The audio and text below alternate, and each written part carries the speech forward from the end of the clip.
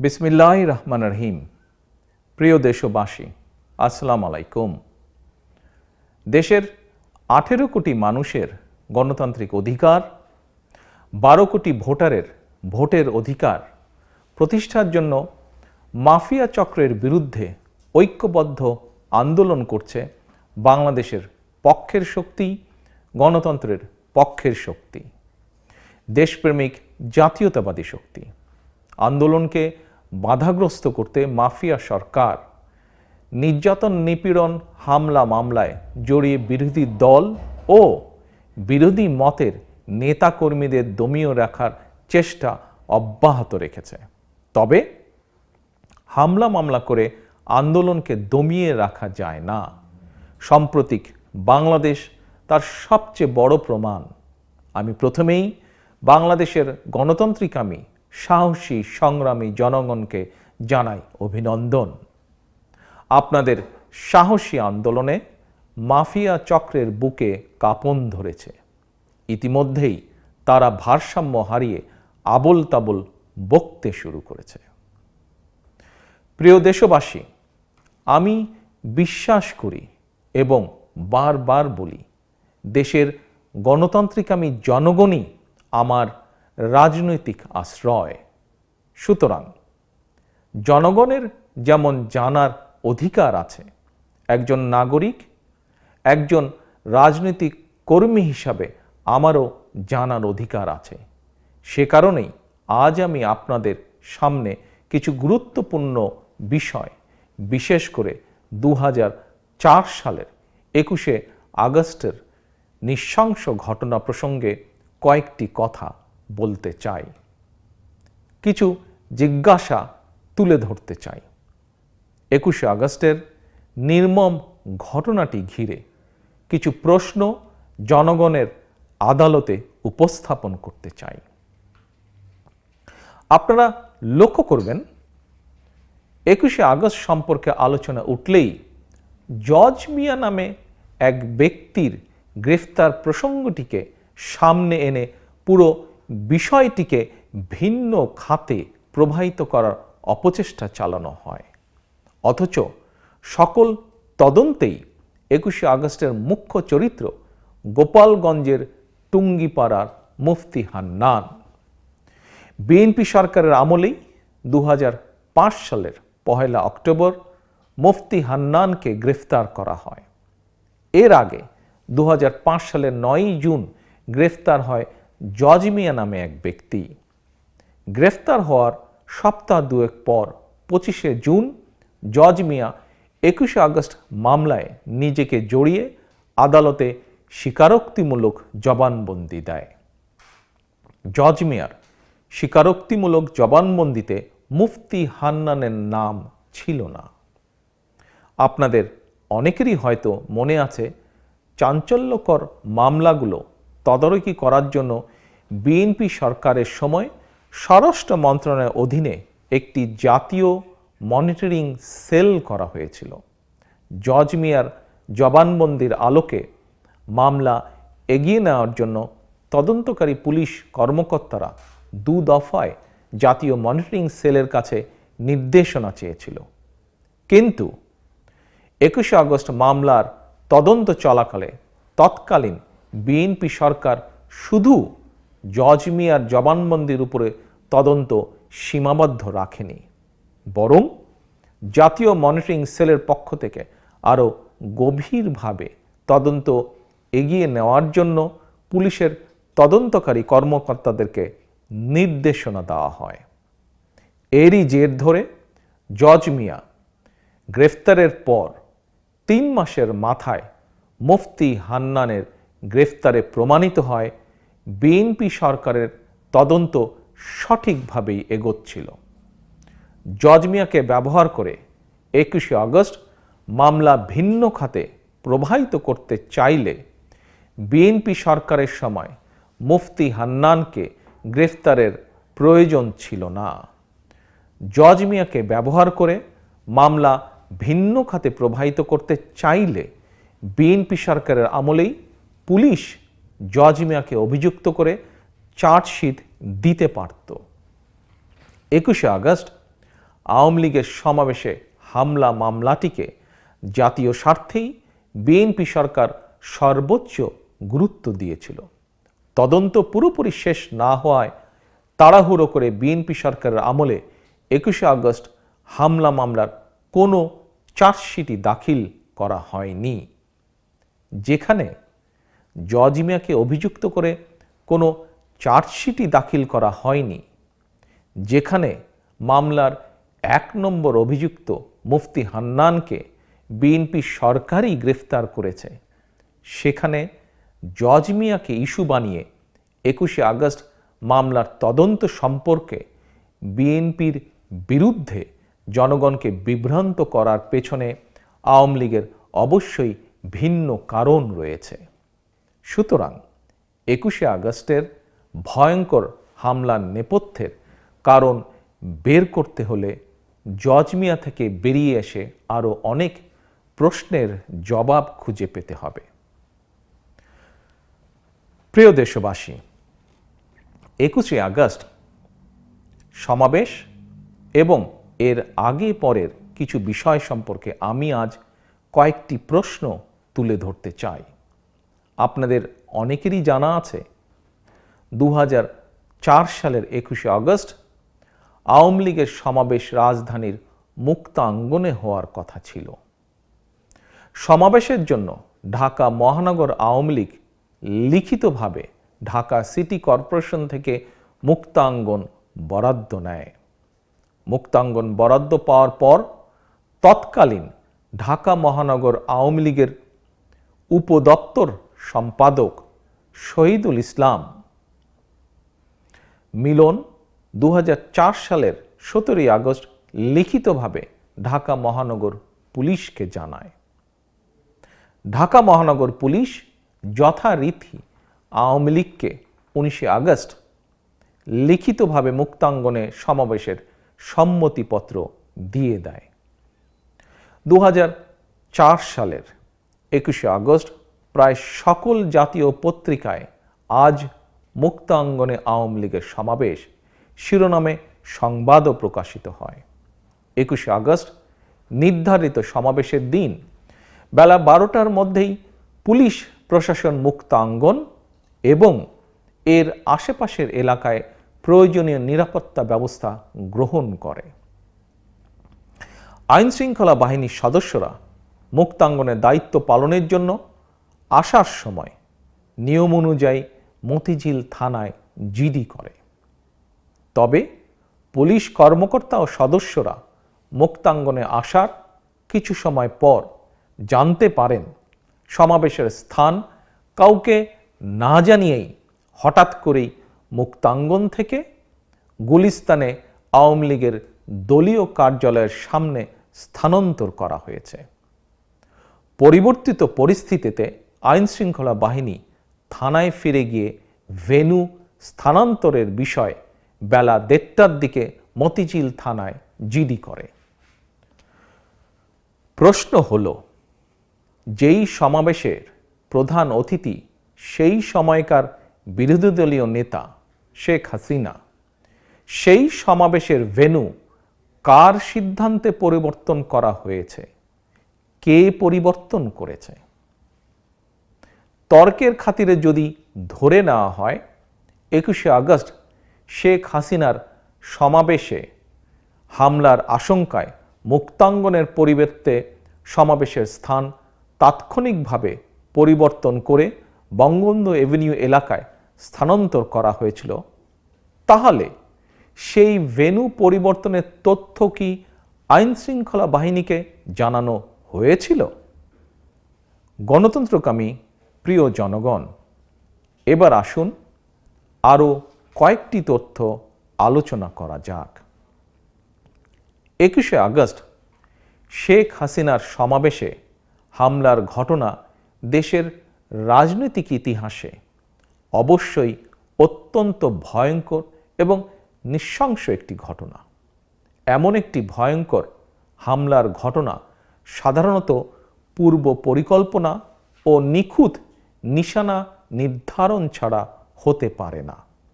সেক্ষেত্রে সমাবেশে গ্রেনেড হামলাকারীদের অবশ্যই ভেন্যু সম্পর্কে আগে ভাগেই স্বচ্ছ ও সুস্পষ্ট ধারণা থাকবে, এটিই স্বাভাবিক। পুলিশ এবং হামলাকারীদের জবানবন্দির বরাতে পত্র পত্রিকায় প্রকাশিত রিপোর্টে বলা হয়, আবু জান্দাল এবং কাজল সমাবেশে প্রথম গ্রেনেড ছুঁড়ে মারে। আওয়ামী লীগের সমাবেশে হামলাকারীদের কয়েকজনের জবানবন্দির আলোকে যারা যেভাবে পরিকল্পনা ও হামলা করেছিল শিরোনামে 2018 সালের 21শে আগস্ট দৈনিক প্রথম আলো পত্রিকায় একটি প্রতিবেদন প্রকাশিত হয়। রিপোর্টে বলা হয়, হামলার আগের দিন 20শে আগস্ট কাজল ও আবু জান্দাল বঙ্গবন্ধু এভিনিউতে গিয়ে এলাকা পর্যবেক্ষণ করে আসে। প্রিয় দেশবাসী, রহস্যটি এখানেই। হামলাকারী অগ্নি সন্ত্রাসীরা সমাবেশস্থলে মুক্তাঙ্গনের পরিবর্তে কেন বঙ্গবন্ধু এভিনিউ পর্যবেক্ষণ করল? 21শে আগস্ট দুপুরে হঠাৎ করেই আওয়ামী লীগের সমাবেশের ভেন্যু মুক্তাঙ্গন থেকে পরিবর্তন করে বঙ্গবন্ধু এভিনিউতে নেওয়া হলো। তাহলে হামলাকারীরা আগেই কিভাবে জানল মুক্তাঙ্গনে নয় বঙ্গবন্ধু এভিনিউ সমাবেশ হবে? হামলাকারীদেরকে ভেন্যু পরিবর্তনের তথ্য আগেই কে জানিয়ে দিয়েছিল? এবার আরেকটি তথ্য আপনাদের সামনে উপস্থাপন করতে চাই। 21শে আগস্ট গ্রেনেড হামলার স্মৃতিপাতা থেকে জানা অজানা দু একটি কথা শীর্ষক আলোচনা সভা অনুষ্ঠিত হয়েছিল জাতীয় প্রেস ক্লাবে। 2021 সালের 20শে আগস্ট অনুষ্ঠিত সভায় সাবেক মেয়র সাইদ খোকন 21শে আগস্ট আওয়ামী লীগের সমাবেশে হামলার ব্যাপারে একটি গুরুত্বপূর্ণ তথ্য প্রকাশ করেছে।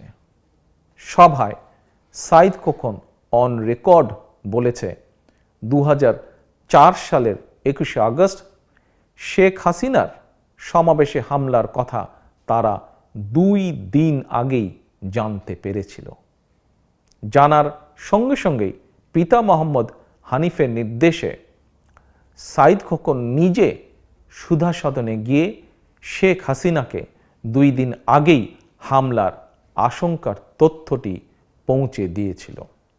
প্রিয় দেশবাসী, এখন প্রশ্ন হলো, মরহুম মেয়র মোহাম্মদ হানিফ 21শে আগস্ট আওয়ামী লীগের সমাবেশে হামলার কথা জানতে পেরেছিলেন, সেটি কোন ভেন্যু, মুক্তাঙ্গন নাকি বঙ্গবন্ধু এভিনিউ? শেখ হাসিনাকে তার সমাবেশে হামলার আশঙ্কার কথা 2 দিন আগেই জানানোর পর শেখ হাসিনা কি পদক্ষেপ নিয়েছিল? এমন ভয়ঙ্কর তথ্য জানার পর শেখ হাসিনা তথ্যটি কি আইন শৃঙ্খলা বাহিনীকে জানিয়েছিল?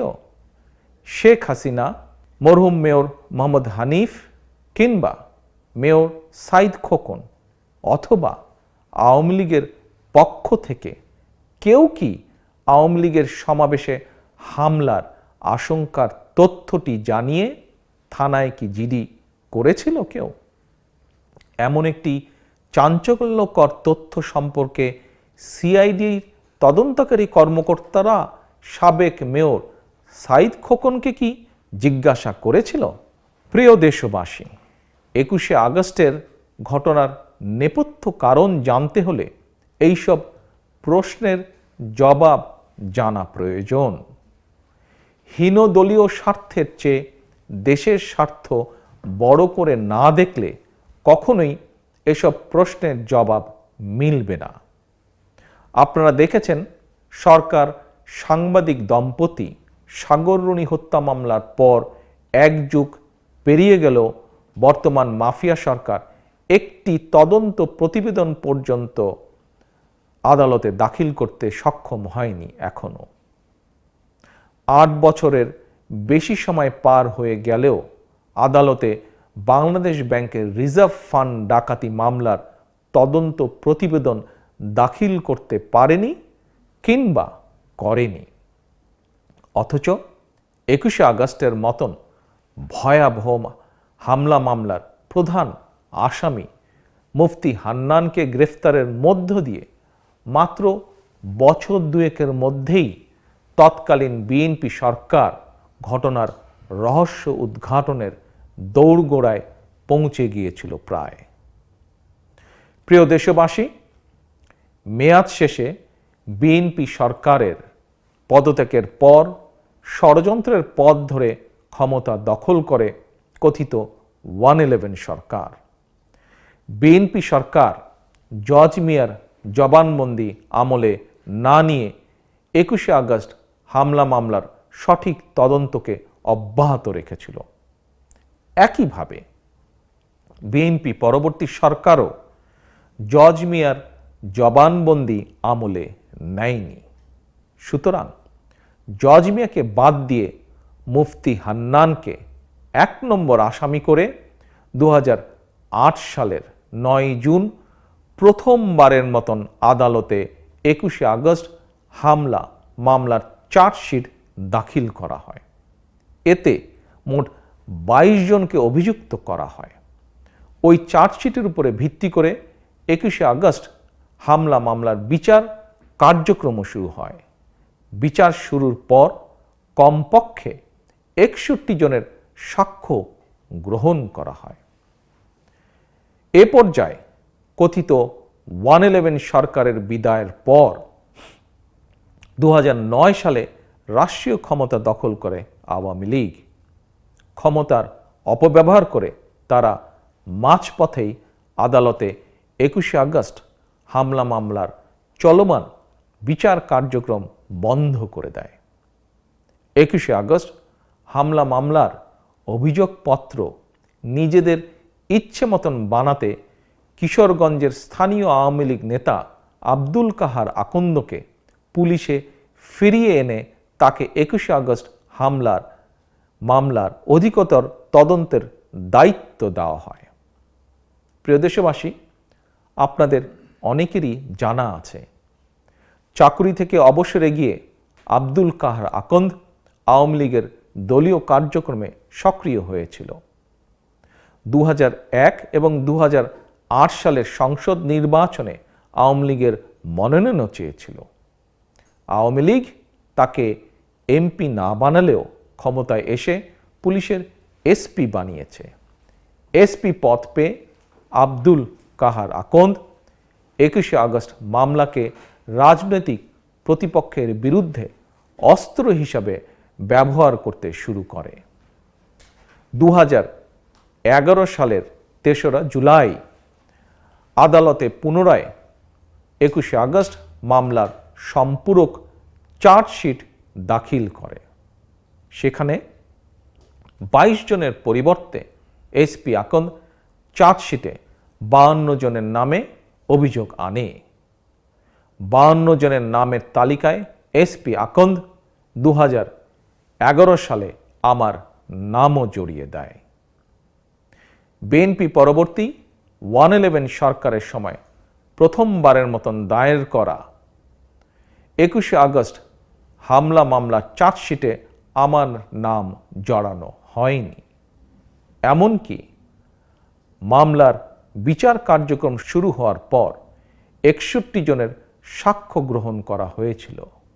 এই 61 জনের মধ্যেও কেউ আমার নাম উল্লেখ করেনি।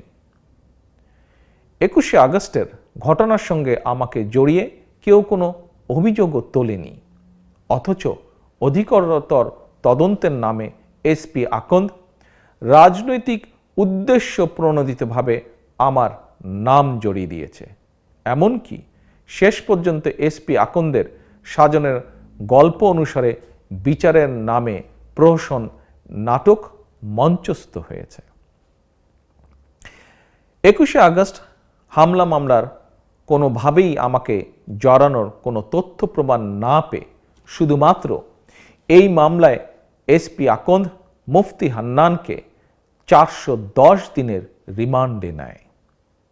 রিমান্ডের নামে আকন্দের নির্যাতন সেল থেকে মুক্তি হয়ে 2011 সালের 27শে সেপ্টেম্বর আদালতে মুফতি হান্নান লিখিতভাবে জানায়, নির্মম শারীরিক নির্যাতনের মাধ্যমে তার কাছে 21শে আগস্ট মামলায় তার মুখ থেকে আমার নাম আদায় করা হয়েছে।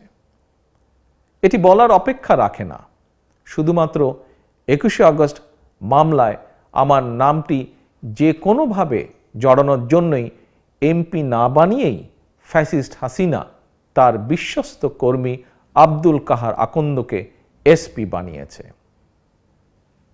প্রিয় দেশবাসী, অপ্রিয় বাস্তবতা হচ্ছে একমাত্র মুফতি হান্নানের মুখ থেকে জোর করে আমার নাম বের করে 21শে আগস্ট মামলায় আমাকে জড়ানো হয়েছে।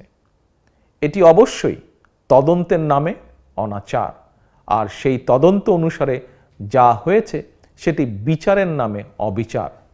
তবে আমি একটি প্রশ্ন করতে চাই, যার মুখ থেকে আমার নাম বের করে 21শে আগস্ট মামলায় আমাকে জড়ানো হয়েছে, সেই মুফতি হান্নানকে অবশ্যই আদালতের কাঠগড়ায় আমার আইনজীবী ক্রস এক্সামিন করার সুযোগ পাবে। এটি আইনের নিয়ম। 21শে আগস্ট মামলায় আমার আইনজীবীকে আদালতের কাঠগড়ায় মুফতি হান্নানকে ক্রস এক্সামিন করার সুযোগ না দিয়ে কী কারণে অন্য একটি মামলায় মুফতি হান্নানকে তড়িঘড়ি করে ফাঁসি দেওয়া হলো? প্রিয় দেশবাসী, এতক্ষণ আমি যা বললাম এই তথ্যগুলো বিভিন্নভাবে আপনাদের অনেকেরই হয়তো অল্প বিস্তর জানা আছে। তারপরেও বিশেষ করে নতুন প্রজন্মের সামনে এইসব প্রশ্ন ও প্রসঙ্গ আমি আবারও তুলে ধরলাম, কারণ বর্তমান মাফিয়া স্বৈরাচার সরকার একদিকে আদালতকে ব্যবহার করে জাতীয় গণমাধ্যমে আমার বক্তব্য প্রচার বাধাগ্রস্ত করছে, অপরদিকে আমার বিরুদ্ধে মিথ্যাচার অপপ্রচার অব্যাহত রেখেছে। সুতরাং সচেতন জনগণের সামনে এই সব তথ্যগুলো থাকুক। আমি বিশ্বাস করি সময়ের পরিক্রমায় সত্য উদ্ভাসিত হয়ে উঠবে তার আপন আলোয়। দেশের জনগণ বিশ্বাস করে দেশকে তাবেদার রাষ্ট্রে পরিণত করার সুদূর প্রসারী ষড়যন্ত্রের অংশ হিসেবেই দেশে বিদেশে জাতীয়তাবাদী শক্তির ইমেজ ক্ষুণ্ণ করতেই 2004 সালের 21শে আগস্টের ঘটনা ঘটানো হয়েছে। 21শে আগস্ট ছিল স্পষ্টতই দেশের জাতীয়তাবাদী শক্তির বিরুদ্ধে এক গভীর ষড়যন্ত্র। 21শে আগস্টের নৃশংস ঘটনাটি বিচ্ছিন্ন কোনো ঘটনা ছিল না। 21শে আগস্ট আর 1/11 একই সূত্রে গাঁথা। 21শে আগস্ট ছিল 2007 সালের কথিত 1/11 সৃষ্টির পাক মহড়া। প্রিয় দেশবাসী, পরিশেষে এ প্রসঙ্গে আমি আরও একটি বিষয় উল্লেখ করতে চাই। সেটি হলো, প্রতি বছর 21শে আগস্টের জঘন্যতম ঘটনা নিয়ে রাষ্ট্রীয়ভাবে ব্যাপক আলোচনা হয়, নানা রকম অনুষ্ঠান হয়, হতেই পারে। তবে 21শে আগস্টের চেয়েও আরও ভয়াবহ ঘটনা ঘটেছিল 2009 সালের ফেব্রুয়ারি মাসে। পিলখানায় বিডিআর বিদ্রোহের নামে 57 জন সেনা কর্মকর্তাকে হত্যা করা হয়েছিল। আমার প্রশ্ন, কেন রাষ্ট্রীয় আয়োজনে প্রতি বছর পিলখানায় বর্বরতম সেনা হত্যাযজ্ঞ দিবসে কোনো আলোচনা হয় না? আমি মনে করি 21শে আগস্ট 1/11 পিলখানায় সেনা হত্যাযজ্ঞ একটি ঘটনাকে আরেকটি ঘটনা থেকে বিচ্ছিন্ন করে দেখার কোনোই সুযোগ নেই। সবশেষে বলতে চাই, বাংলাদেশের পক্ষের শক্তি, গণতন্ত্রের পক্ষের শক্তির সামনে 75 সালের 7ই নভেম্বরের পরাজিত অপশক্তির ষড়যন্ত্র এখন স্পষ্ট হয়ে পড়েছে। ফলে ঘুরে দাঁড়িয়েছে দেশের গণতন্ত্রকামী জনগণ। অপরদিকে বিশ্বের কোনো গণতান্ত্রিক শক্তি এখন আর বাংলাদেশের মাফিয়া চক্রের অপকর্মের ভার বইতে রাজি নয়। প্রিয় দেশবাসী, ঐক্যবদ্ধ থাকুন। বাংলাদেশে গণতন্ত্র, মানবাধিকার, ভোটের অধিকার প্রতিষ্ঠার চলমান আন্দোলন অচিরেই চূড়ান্ত বিজয় লাভ করবে ইনশাআল্লাহ। বাংলাদেশ জিন্দাবাদ, বাংলাদেশ জাতীয়তাবাদী দল জিন্দাবাদ। আল্লাহ হাফেজ।